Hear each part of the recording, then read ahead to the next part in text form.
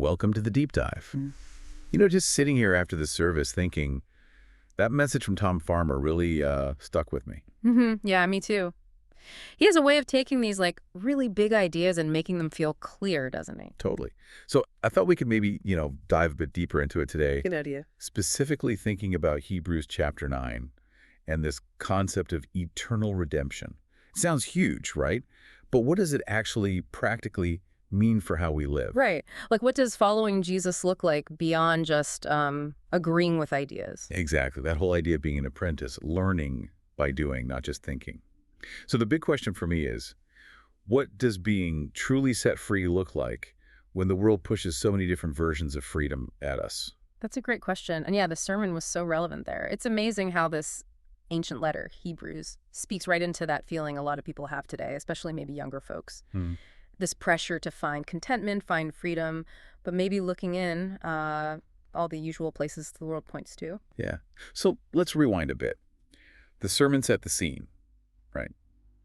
Hebrews was written to Jewish people who started following Jesus. Right. And they were under pressure, facing persecution. And the temptation was basically go back.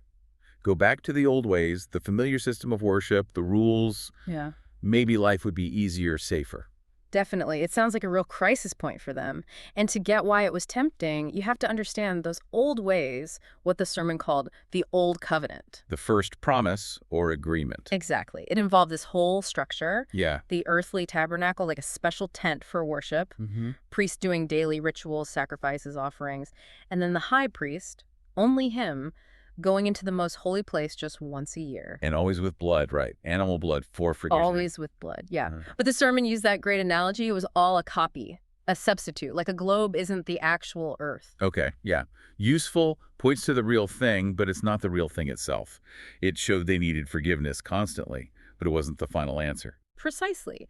And that's where Jesus comes in as the game changer, the ultimate high priest. Right. He didn't go into a tent on earth. No. He went into heaven itself, the real place. And not with animal blood. But with his own blood, once. Just once. Achieving eternal redemption.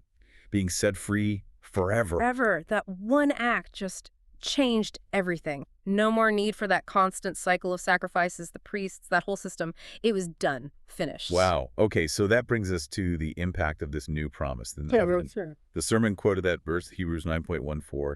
How much more will Christ's blood cleanse our consciences from dead works to serve the living God? Yeah. That's the core of it, isn't it? It really is. Cleansing our consciences, not just like wiping away bad deeds on the surface. Exactly. The old way was more external, temporary. This is internal, deep. It cleanses our motives, our inner selves from those dead works. And dead works. That's not just obviously bad stuff, right? No, not necessarily. The sermon explained it as any effort we make to kind of earn God's favor on our own steam. Religious rituals done out of obligation, trying to be perfect. Yeah. Anything that puts the focus on us trying to earn it instead of just receiving the freedom he already gave. Okay, so it frees us from trying to earn it, to actually serve God genuinely, from the heart.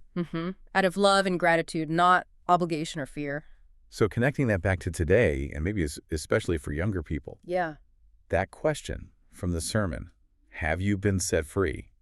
It hits differently then. Yeah. Because we often think freedom is just no rules, doing whatever I want, chasing money, status, power, getting more stuff. The endless accumulation cycle. Right. Believing that's what will make us happy, make us feel free. Yeah. But like the sermon said, often that stuff ends up owning us. It really does. It becomes this trap. You always need the next thing, the better thing. It's exhausting. It is.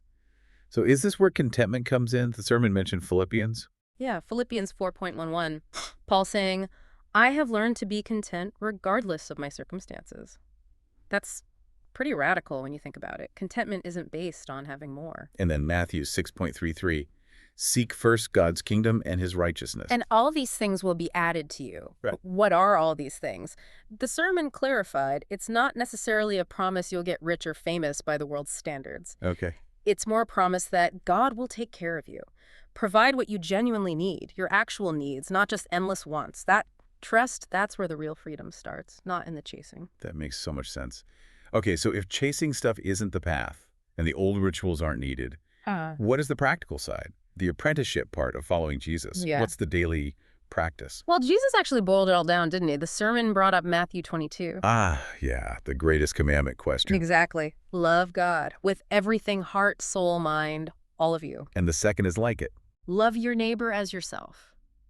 And the sermon pointed out how Jesus said all the law, all those detailed rules from the Old Testament hang on these two things. Wow. So the whole complex system basically simplifies to love God, love people. Pretty much. That's the core practice. That's the apprenticeship.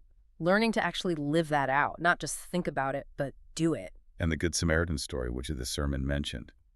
That's such a powerful picture of loving your neighbor, isn't it? It really is. Especially because it's about loving someone unexpected, someone different, maybe even someone considered an enemy.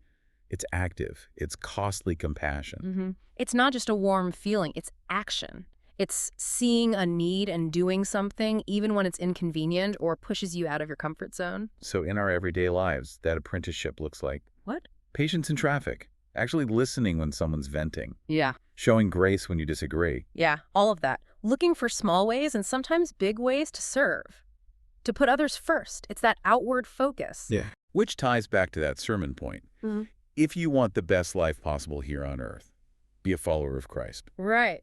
Because that life isn't found in self-focus, but in serving God and serving others. That's the apprenticeship. Learning to live like Jesus lived. It's like realizing you have access to this amazing freedom, this relationship with God, and then choosing to live small, still focused on just yourself. Exactly. It's like missing the point of the gift. And when people really do encounter the real thing, this profound reality, Yeah.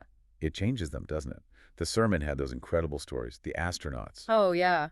John Glenn looking at Earth from orbit, saying it cemented his faith. Gary Wilmore becoming an evangelist after his space flights. And the Apollo 8 crew reading Genesis, David Scott leaving a Bible on the moon, Buzz Aldrin taking communion up there. Those are just wow moments, encounters with something immense, something real. Definitely. And not just modern examples. The sermon mentioned Isaiah seeing God's glory and feeling totally undone. Woe is me. Or Moses only seeing God's back because the full glory was too much. These encounters with the real, whether it's creation's majesty or God's direct presence, they transform you.